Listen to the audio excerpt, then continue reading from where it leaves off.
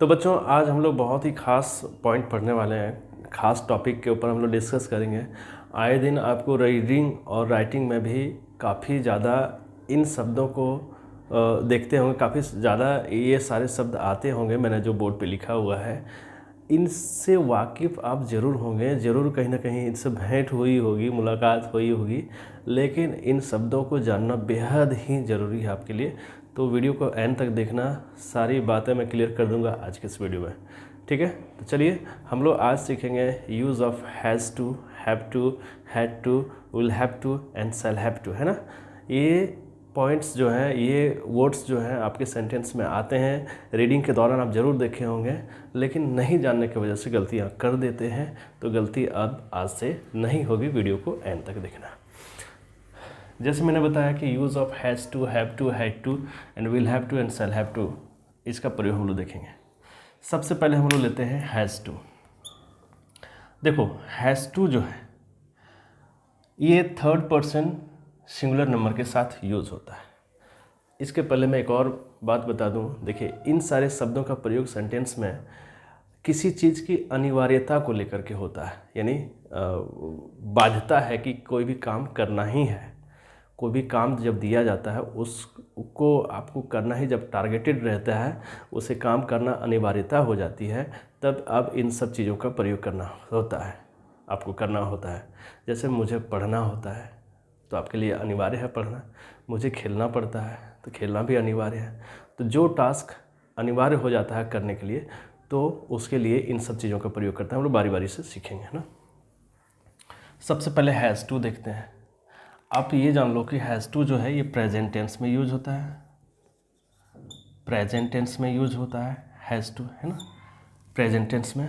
और has to किसके साथ प्रयोग होता है, देखो with third person singular number. Has to का प्रयोग थर्ड पर्सन सिंगुलर नंबर के साथ होता है। अब सवाल आएगा कि भाई थर्ड पर्सन सिंगुलर नंबर है क्या, चलो देख लो। देखो थर्ड पर्सन सिंगुलर नंबर है जैसे ही, सी, ईट, कोई एक नाम, राम, रहीम इत्यादि, ये सब थर्ड पर्सन सिंगुलर नंबर है। और इनके साथ जो है प्रेजेंट टेंस में हैज़ टू का प्रयोग होता है। अब कहोगे सर कैसे, तो चलो देख लो भाई कैसे। देखो example, he has to play, कि उसे खेलना पड़ता है या उसे खेलना है या उसे खेलना होता है, मतलब टारगेट क्या है, खेलना। और कर कौन रहा है, ये ही क्या है, थर्ड पर्सन सिंगुलर नंबर है। देखो थर्ड पर्सन सिंगुलर नंबर, इसके साथ हैज़ टू का प्रयोग हुआ है, उसके बाद प्ले। इसका मैं स्ट्रक्चर भी लिख देता हूँ। देखो इसका स्ट्रक्चर जो होता है, सब्जेक्ट होता है, हैज़ टू होता है, फिर V1 होता है, फिर ऑब्जेक्ट होता है। इसका स्ट्रक्चर इसी स्ट्रक्चर पे ये बना हुआ है। देखो सब्जेक्ट सब्जेक्ट, हैज़ टू, उसके वर्ब का पहला रूप, वर्ब का पहला रूप। बहुत ही सिंपल है, इसको ध्यान से देखना समझना। तो थर्ड पर्सन सिंगुलर नंबर के साथ हैज़ टू का प्रयोग होगा, फिर play. He has to play, she has to go. देखो सी देखो सब्जेक्ट है, हैज़ टू लगा दिया, और V1 यानी गो, उसे जाना पड़ता है यानी अनिवार्य है जाना। अब देखो Ram has to sleep, Ram को सोना पड़ता है यानी सोना भी अनिवार्य है। तो राम भी जो है ये थर्ड पर्सन सिंगुलर नंबर है, इसके साथ हैज़ टू का प्रयोग हुआ, और फिर यहाँ पे V1 लगा। देखो subject has to, V1 object. कई सेंटेंसेस से आप वाकिफ़ होंगे। अब जब आप रीडिंग करते हैं, राइटिंग करते हैं, पैराग्राफ लिखते हैं, तो अब दिक्कत नहीं होगी, है ना। अब चलिए हम लोग हैव टू का प्रयोग कर लेते हैं, सीख लेते हैं। उम्मीद करता हूँ कि हैज़ टू आप आसानी से सीख गए हैं। हैव टू भी आपको प्रेजेंट टेंस में यूज़ होता है, प्रेजेंट टेंस। हैव टू का भी प्रेजेंट टेंस में यूज़ होता है, लेकिन ये किसके साथ होता है, with first person, second person, third person plural number के साथ। दोनों में खास अंतर क्या है कि हैज़ टू सिंगुलर नंबर के साथ होता है, जबकि हैव टू प्लूरल नंबर के साथ होता है। अब फिर वही सवाल आएगा कि भाई third person, first person, second person, third person plural number है क्या। देखो first person, second person, third person plural number. देखो I, you, they, we, Ram and Rahim. पहले मैंने राम बताया था, अब देखो दो नाम जुड़ गया, मतलब एक से ज़्यादा। प्लूरल का मतलब होता है एक से ज़्यादा। यहाँ मैंने आई को डिनोट इसलिए किया है। देखो आई के बारे में एक और फैक्ट आपको जान लेना ज़रूरी होगा कि आई जो है फर्स्ट पर्सन सिंगुलर नंबर है, लेकिन इसके साथ जो वर्ब आता है वो प्लूरल आता है, इसलिए मैंने इस कैटेगरी में इसको रखा। आई फर्स्ट पर्सन सिंगुलर नंबर है, लेकिन हमेशा अपने साथ प्लूरल वर्ब को लेकर के आता है, वो फॉलो करता है प्लूरल वर्ब। उम्मीद करता हूँ कि आई के विषय में आप जानकारी इकट्ठा कर लिए होंगे यहाँ पे।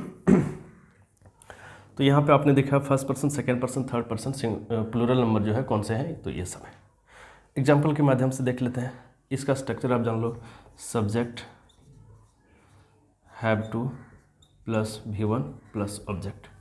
देखो सब्जेक्ट पहले आई, फिर हैव टू का प्रयोग हुआ ये, और फिर V1 का प्रयोग हुआ ये, है ना। ऑब्जेक्ट रहे तो आप दे सकते हैं, अन्यथा नहीं भी। आई हैव टू प्ले, मुझे खेलना पड़ता है। यू हैव टू डांस, आपको डांस करना पड़ता है ना। देखो यू, देखो सेकेंड पर्सन प्लूरल नंबर है ना, सिंगुलर भी है प्लूरल भी, लेकिन इसके साथ वर्ब हमेशा प्लूरल आता है। अब देखो दे, थर्ड पर्सन प्लूरल नंबर है, इसके साथ हैव टू का प्रयोग हुआ, और फिर यहाँ वर्ब का पहला रूप, यानी आई हैव टू प्ले, मुझे खेलना पड़ता है। यू हैव टू डांस, आपको डांस करना पड़ता है। दे हैव टू वॉक, यानी उन लोगों को टहलना पड़ता है। तो उम्मीद करता हूँ कि हैव टू और हैज़ टू, यानी हैज़ टू हैव टू का प्रयोग आप आसानी से सीख लिए हैं। अब हम लोग आगे बढ़ते हैं, देखते हैं आगे का प्रयोग क्या है इसका, है ना। चलिए अब देखेंगे हम लोग हैड टू। इसके पहले मैंने आपको बताया हैज़ टू और हैव टू का प्रयोग कैसे होता है। अब मैं आपको बता रहा हूँ कि had to, HAD, had to का प्रयोग कैसे होता है ना।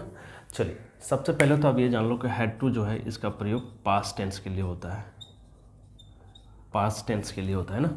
और किसके साथ होता है, with all person all number. देखिए सभी पर्सन के साथ और सभी नंबर के साथ, यहाँ कहने का मतलब चाहे फर्स्ट पर्सन हो, सेकेंड पर्सन हो, थर्ड पर्सन हो, कोई भी नंबर हो, सिंगुलर हो या प्लूरल हो। यानी first person singular number plural number के साथ होता है, second person singular number plural number के साथ, and third person singular number plural number के साथ। मतलब हैड टू का नंबर और पर्सन से कोई मतलब नहीं है, सबके साथ हैड टू का प्रयोग होता है। तो देखिए कौन कौन से हो सकते हैं, जैसे ही, सी, आई, यू, दे, राम, रहीम, कुछ भी, सब जो है सभी नंबर और सभी पर्सन इसमें आ जाएंगे। इसका एग्जांपल देख लेते हैं, इसका स्ट्रक्चर भी देख लो। सब्जेक्ट, यहाँ पे मैं आपको स्ट्रक्चर बता रहा हूँ, had to plus V1 plus object. इसी स्ट्रक्चर पे सेंटेंस बनता है। जैसे सी सब्जेक्ट हो गया, हैड टू लग गया, उसके बाद गो V1, है ना, बिल्कुल सिंपल है। उसके बाद they had to eat mangoes, you had to run, Ram had to play. सभी इसी स्ट्रक्चर पे दे हैड टू, देखो दे सब्जेक्ट हो गया, फिर हैड टू लगा, फिर V1 लगा, फिर ऑब्जेक्ट लगा, यहाँ इसी स्ट्रक्चर पे बना हुआ है। देखो यू सब्जेक्ट है, हैड टू यहाँ पे लगा है, और रन देखो V1 है ना। राम देखो सब्जेक्ट है, फिर हैड टू लगा है, प्ले V1 है, और ऑब्जेक्ट यहाँ टेनिस है। तो इस तरह से पास्ट टेंस में किसी चीज़ की अनिवार्यता हो तो वहाँ पे आप हैड टू का प्रयोग कर लेते हैं ना। इसका मीनिंग देख लेते हैं। सी हैड टू गो, उसे जाना पड़ा, उसे जाना था। They had to eat mango, उसे आम खाना पड़ा। यू हैड टू रन, आपको दौड़ना पड़ा। Ram had to play tennis, Ram को टेनिस खेलना पड़ा। उम्मीद करता हूँ कि ये सारे पॉइंट्स आप आसानी से सीख पा रहे हैं, समझ पा रहे हैं।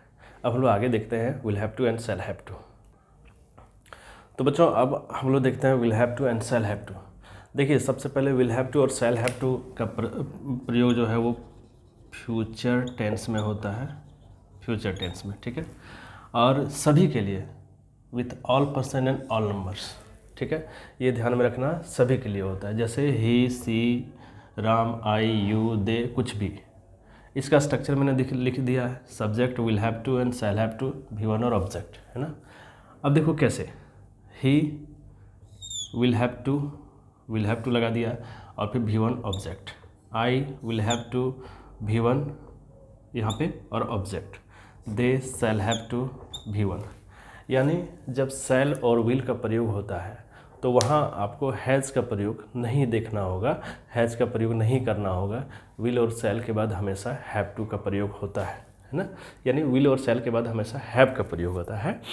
जैसे he will have to go, ये नहीं कि ही है तो यहाँ हैज़ लगा दें, नहीं, तो उसे जाना पड़ेगा। I will have to play, मुझे खेलना पड़ेगा tennis. I shall have to run, they shall have to run, उन लोगों को दौड़ना पड़ेगा। सो उम्मीद करता हूँ कि बहुत